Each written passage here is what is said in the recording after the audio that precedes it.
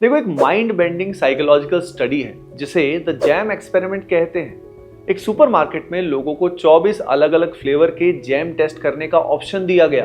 भीड़ बहुत आई, सबने टेस्ट किया, पर एंड में पता है क्या हुआ? दिमाग इतने सारे ऑप्शंस देखकर इतना कंफ्यूज हो गया कि 97% लोगों ने एक भी जैम नहीं खरीदा। वो खाली हाथ वापस चले गए।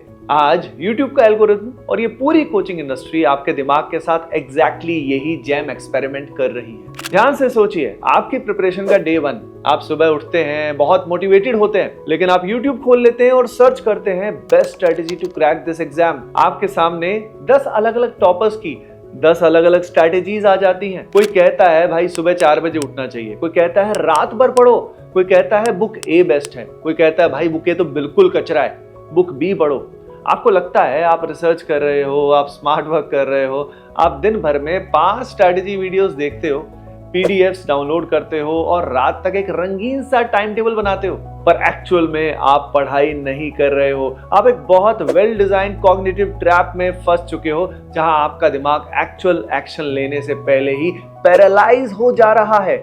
आज मैं एक्सपोज करूंगा ये परफेक्ट स्ट्रैटेजी की तलाश एंड दूंगा आपको 3 ऐसे न्यूरो कोड्स जो आपके प्रिपरेशन को देंगे पावरफुल स्टार्ट। आज की कड़वी सच्चाई ये है कि सबसे ज्यादा टॉपर स्ट्रैटेजीज ढूंढने वाले बच्चे, सबसे ज्यादा पीडीएफ्स और बुक्स को खरीदने वाले बच्चे पहले 15 दिन में ही बुरी तरह फैल जाते हैं और फिर गिव अप कर देते हैं। लेकिन आज से सैकड़ों साल पहले एंशिएंट गुरुकुल परंपरा में शिक्षा का एक बहुत स्ट्रिक्ट और बेसिक नियम था, एकम। एकम का मतलब है एक गुरु एक रास्ता।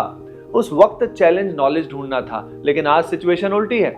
आज आपके पास 100 टीचर्स हैं, हजारों किताबें और हर सेकंड एक नया रास्ता दिखाने वाला मेंटोर है। आपको लगता है ये आपकी आजादी है, पर सच्चाई ये है कि यही आजादी, ये ओवर अबंडेंस ऑफ चॉइस आपकी सक्सेस की सबसे बड़ी दुश्मन बन चुकी है। आइए इस बीमारी की न्यूरोसाइंस को ठीक से समझते हैं। दिमाग के जिस हिस्से से आप डिसाइड करते हो, फोकस करते हो और डिसिप्लिन मेंटेन करते हो, उसे प्रीफ्रंटल कॉर्टेक्स कहते हैं। इसे आप अपने दिमाग का सीईओ समझना। न्यूरोसाइंस में एक फेनोमेनन होता है जिसे कॉग्निटिव ओवरलोड और डिसीजन फैटीग कहते हैं। जब आपका दिमाग 3 अलग अलग टाइम टेबल्स, 4 अलग अलग पब्लिकेशंस की बुक्स और अलग अलग टीचर्स के मेथड्स को एक साथ प्रोसेस करने की कोशिश करता है ना, तो आपका प्रीफ्रंटल कॉर्टेक्स बुरी तरह से एग्जॉस्ट हो जाता है। जैसे एक कंप्यूटर में अगर आप गूगल क्रोम के 50 टैब एक साथ खोल दोगे तो कंप्यूटर की क्या हालत होगी भाई? वो हैंग हो जाएगा, वो आगे काम नहीं करेगा।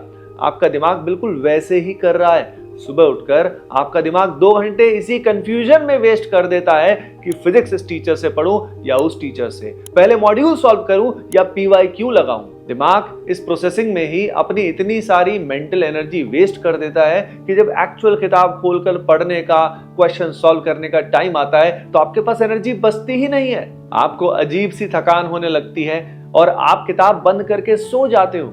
यही एक लौती वजह है कि आप प्रिपरेशन की शुरुआत के पहले 15 दिनों में ही भयंकर बर्नआउट का शिकार हो जाते हो। इसके लिए आज मैं आपको वैदिक फिलॉसफी और मॉडर्न न्यूरोसाइंस पर बेस्ड 3 ऐसे डीप न्यूरो कोड्स दे रहा हूं, जो इन्हें अप्लाई करने के लिए तैयार है कमेंट सेक्शन में अभी के अभी लिखें I am on. Let us see the code number 1, the power of श्रद्धा। आज की दुनिया में हमें लगता है कि अपने पास 10 ऑप्शन रखना, हर टॉपर की स्ट्रैटेजी सुनना और हर कोचिंग का मटेरियल इकट्ठा करना सबसे बड़ी इंटेलिजेंस है।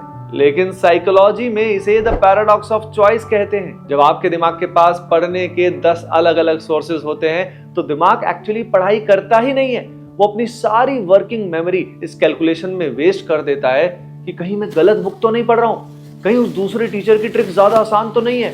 ऐसे हजारों डाउट आपकी मेंटल बैटरी को ड्रेन कर देते हैं। स्वामी विवेकानंद ने कहा था कि जब तुम रास्ता ढूंढ रहे हो तब तक 100 लोगों से पूछो, 100 किताबें देखो, पर जब एक बार रास्ता चुन लो तो बाकी 99 लोगों के लिए, बाकी 99 किताबों के लिए पूरी तरह से बहरे हो जाओ। इसे वैदिक फिलॉसफी में श्रद्धा यानी एक निष्ठा कहते हैं। ये कोई रिलीजियस ब्लाइंड फेथ नहीं है भाई, ये एक एक्सट्रीम साइकोलॉजिकल टूल है। श्रद्धा का मतलब है अपने डाउट को स्विच ऑफ कर देना। आज और अभी एक ब्लैंक पेपर लो, उस पर सिर्फ पर सब्जेक्ट एक टीचर, एक कोचिंग मॉड्यूल और एक कोर किताब का नाम लिखो और उसके नीचे अपना साइन कर दो। अगले 6 महीने के लिए बाकी सारी आवाजों के लिए बहरे हो जाओ।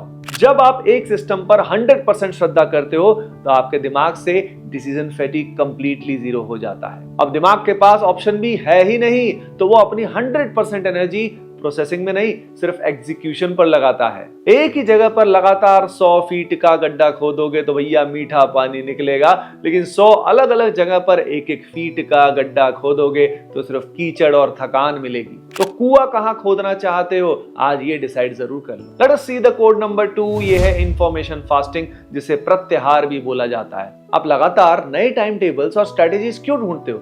क्योंकि एक्चुअल में बैठकर न्यूमेरिकल सॉल्व करना या थ्योरी रटना बहुत बोरिंग काम है, उसमें दिमाग को मजा नहीं आता। पर जब आप YouTube पर कोई नई सीक्रेट स्ट्रेटेजी वीडियो देखते हो, आपके ब्रेन में डोपामीन का एक ऐसा स्पाइक आता है जिसे नोवेल्टी बायस भी कहते हैं। आपको एक्चुअली पढ़ाई किए बिना ही एक फेक फीलिंग आती है कि वाह यार, आज का दिन बड़ा प्रोडक्टिव गया। इसे न्यूरोसाइंस में फेक वर्क या प्रोडक्टिविटी इल्यूजन कहते हैं। इसका सॉल्यूशन हमारे पतंजलि योग सूत्र में लिखा हुआ है। प्रत्याहार यानी एक कछुए की तरह अपने सेंसेस को बाहरी दुनिया के कचरे यानी अननेसेसरी स्टिमुलेशन से कट ऑफ कर देना। आज से अगले 30 दिन के लिए एक स्ट्रिक्ट इंफॉर्मेशन फास्टिंग पर चले जाओ।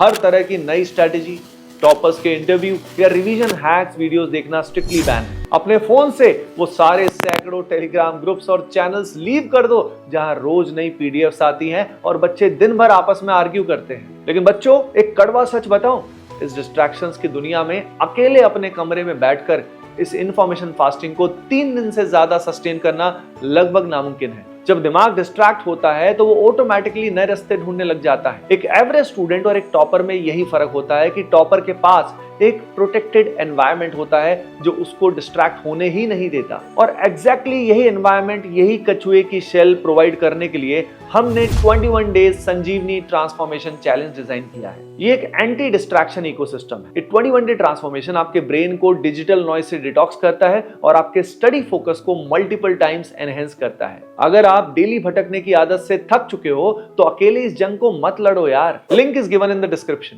Now let us see the code number 3, the slow burn start.